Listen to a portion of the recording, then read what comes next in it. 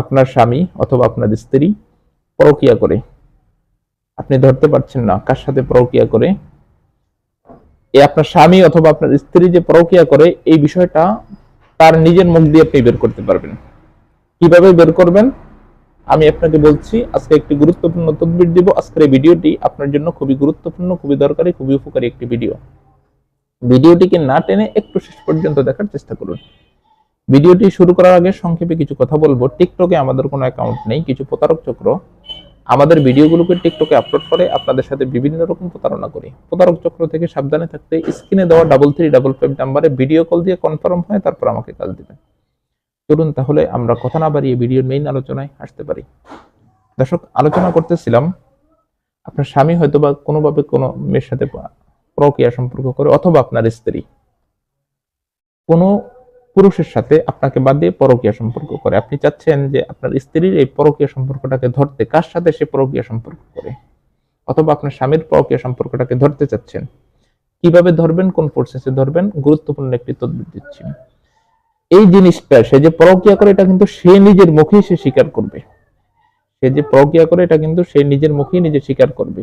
কিভাবে বের করবেন?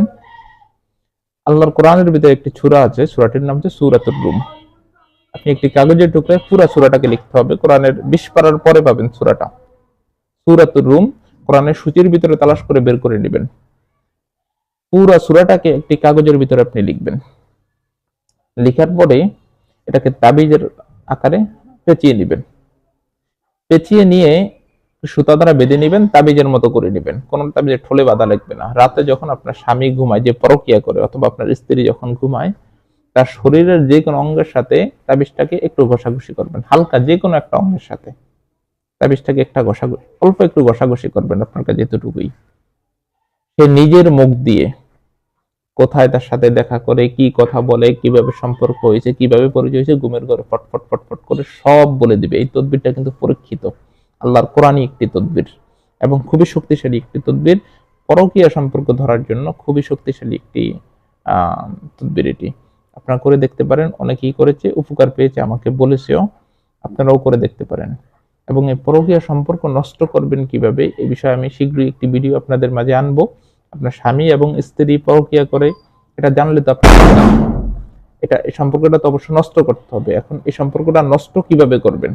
আপনার স্বামী অথবা স্ত্রীর পরকীয়া সম্পর্ক নষ্ট করবেন কিভাবে? কারণ আপনি জানছেন নষ্ট করতে পারেন, এটা তো কোনো উপকার নেই।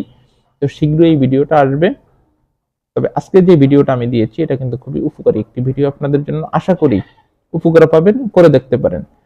আর প্রমাণ স্বরূপ সে যদি স্বীকার না করে প্রমাণ স্বরূপ তার কথাগুলো রেকর্ড করে রেখে দিবেন একটা মোবাইলে, রেকর্ডিং চালু করে পাশে।